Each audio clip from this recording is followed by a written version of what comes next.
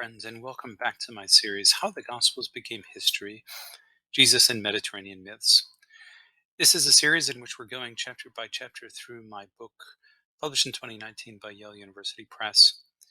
I want to thank all of you for joining, and I hope all of you can follow along reading the book with me so that you can check the notes and bibliographies and sources for further reading. Let's begin. Today we'll be covering the chapter 9, The Righteous Lawgiver. Many of you know that this is based mostly on the Matthean version of Jesus, where the Gospel, according to Matthew, portrays Jesus as a kind of lawgiver or new lawgiver, giving a new or second law that in some ways seems to abrogate or nullify the first law given through Moses. But Matthew assures us that that is not the case, despite the fact that the laws are substantially different. The famous law, an eye for an eye and a tooth for a tooth, is repealed. And instead, Jesus recommends that if someone slaps or punches you in the face, that you allow them to do it again. These are strikingly different kinds of laws. And obviously, there's been a lot of interpretation of what these might mean. And I'm thinking in particular of the Sermon on the Mount in Matthew 5 through 7. But what is often not brought to the table are the Greco-Roman or broader Mediterranean parallels that speak of the great lawgivers in the Mediterranean world. If you were a Gentile in the first century or second century and you picked up the Gospel of Matthew, you would not necessarily be most familiar with Moses. You would be most familiar with your own local lawgiver. And that's very important to know that in terms of the the sphere of intertextuality, we can't assume that the first gospel readers, as opposed to the first gospel writers, lived in a sort of Jewish universe of signs and symbols. It seems that many of them were broadly Hellenized, and that means that they might have been from Cilicia, or they might have been from Sicily, or they might have been from South Italy, or they might have been from Alexandria or North Africa. And they would have known their own local traditions as well as the generalized Hellenistic lore, which we call classical mythology. So let's just take a look at some of these other lawgivers, which might not be so familiar to you. Obviously, there's Moses of Egypt, but there's also Solon of Athens, Lycurgus of Sparta, Numa of Rome, Minos of Crete, and Zeleucus. And all of these figures, and this is only an example of the many law-giving figures, all of these figures would have been broadly known across the Mediterranean because these were the most famous. But if you were in some other area, like in Cilicia or North Africa, you might also have, in addition, your own local lawgiver. And you might have a statue of this local lawgiver in your marketplace as the person who set your laws. And what the Greeks and Romans or Hellenized peoples generally understood by a lawgiver is someone who not only gave a list of laws, but actually set up the state constitution so that these figures were venerated and in some cases worshipped by the city states that they helped to set up. Lawgivers are, in other words, are part of the state's founding myth. The state reimagines itself as founded at a particular time. Somewhat similar to how Americans might think of George Washington. There might not be a lot of historical data that the average person knows about George Washington, but they might know some more mythological features. Really, what a lawgiver was, in terms of, again, to use an analogy, was a little bit more like a mix of George Washington, the great kind of military hero, and James Madison, the architect of the US Constitution, sometimes called the father of the Constitution. These figures, in other words, organized the state in such a way that it continued to run throughout time. And so there was a system of venerating these figures. And some of these figures were or came to be viewed as divine. Now, I think it would be foolish to say something like, well, the author of Matthew was actually thinking of Zaleucus or Zalmoxis or Lycurgus when he was portraying Jesus as a lawgiver in his gospel. That's just not true. It's obvious that the author of Matthew is looking back to Moses primarily. But the point here is that the Moses that the author of Matthew knows is the Moses of the Greco-Roman world. So your best access to that Moses is not by picking up your Bibles and flipping to Exodus and Leviticus and Numbers. Obviously, if you can do that, that's great. But a better port of call is to pick up Philo in his life of Moses, or Josephus in his Antiquities and his retelling of the life of Moses, because that will give you the version of Moses that Matthew is most likely to have known in his time, which is the late first, possibly early second century. What we see is that lawgivers, including Moses, tend to follow common patterns in Mediterranean antiquity. They often grow up in a situation of conflict. They have excellent genealogies or pedigrees. They are said to learn laws from a deity, and from the laws, from these divine laws, they are able to restore social order, often in times of conflict. But despite their success in restoring the social order and benefiting their people, they are often rejected and even exiled. But as is the case may be, they are later vindicated, whether at the end of their life or after death. And the state honors them, often by paying them sacrifice or setting up a statue in their honor. And that system of venerating the lawgiver is recapitulated in state ceremonies and festivals. Again, it was not at all an uncommon idea in the ancient world that lawgivers received their laws from a deity. In fact, this was quite commonplace. And in a way, it helped explain why certain laws were more effective than others. The most effective ones were the ones given by a deity. So we hear of Menaves, who is an ancient pharaoh receiving laws from Tot, or Hermes, as the Greeks called him. Minos on Crete received laws from Zeus. Seleucus reportedly received laws from Athena, Zoroaster from the good spirit, as the Greeks called it, Zalmoxis from Hestia, Lycurgus from Apollo, and Moses from Yahoo, as the Greeks called the Judean deity.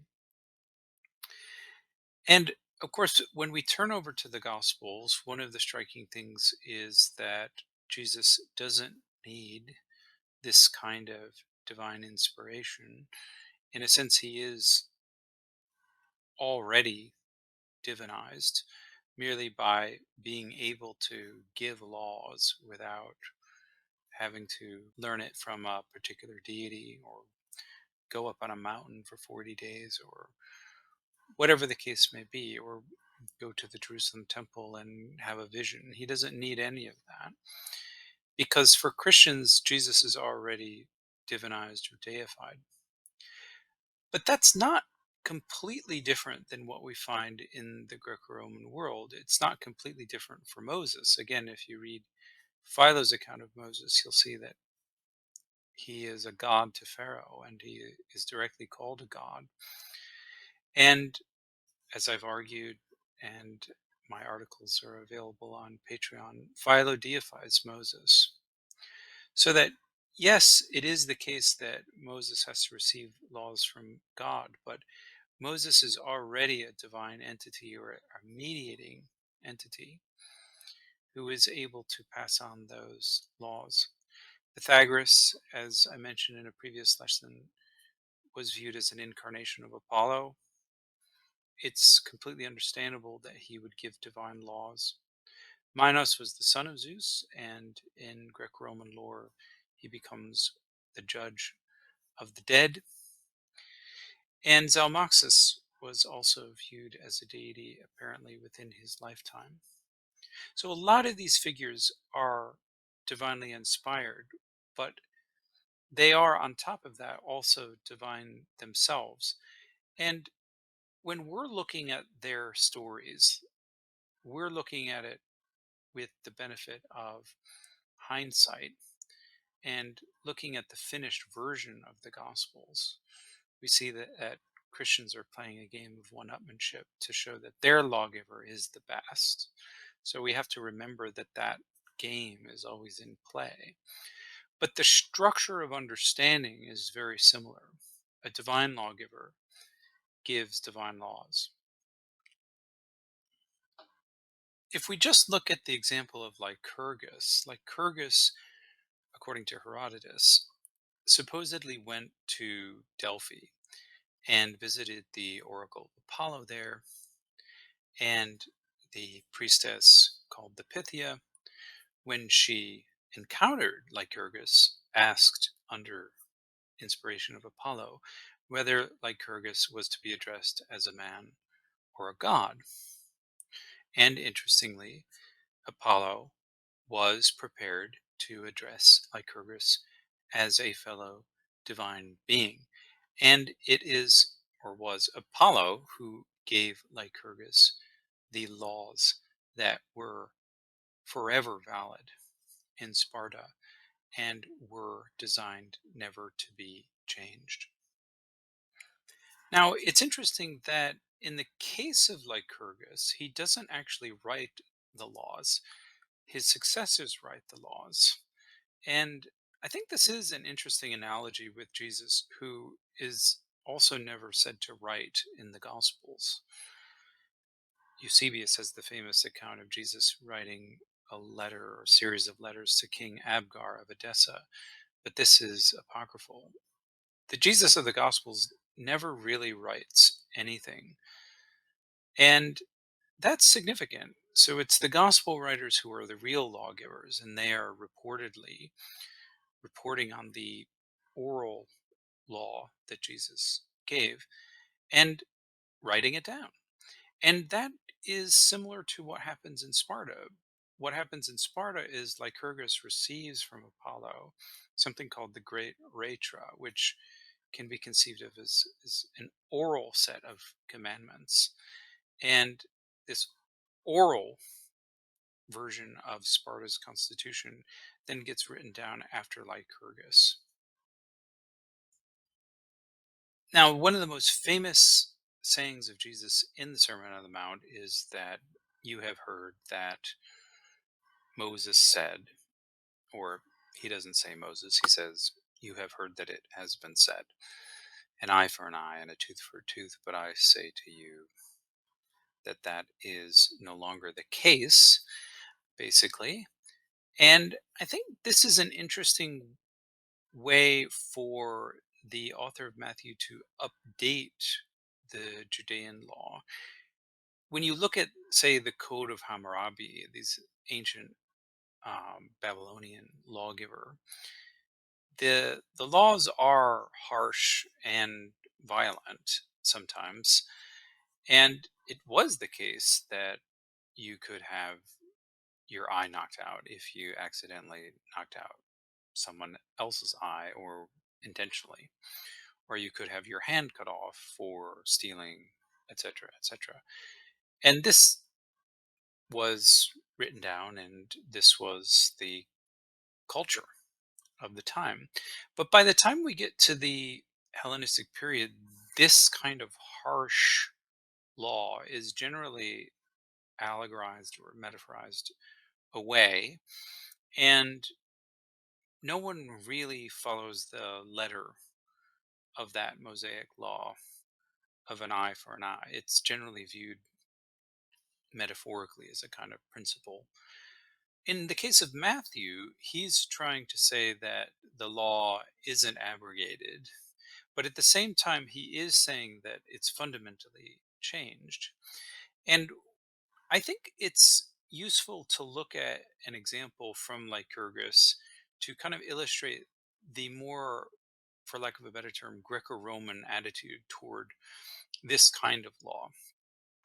So there's a story of Lycurgus, interestingly, that he was in a public setting and he was attacked by a mob who proceeded to chase him.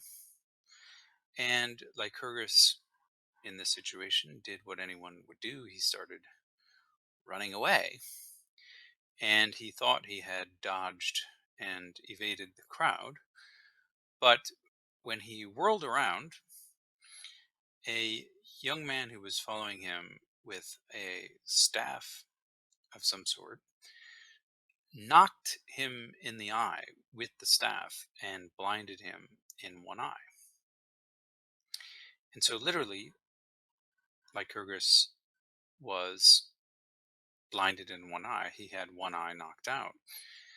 And interestingly, this great lawgiver who could have taken vengeance when he returned to the public setting with his eye bleeding, people took pity on him and asked him to take vengeance on this young man who had knocked his eye out. And instead of doing that, Lycurgus invited this young man to his house and took the opportunity to teach him the laws and law code that he had received from Apollo. So there was no attempt at revenge, and there was no eye for an eye. The lawgiver forgave unconditionally.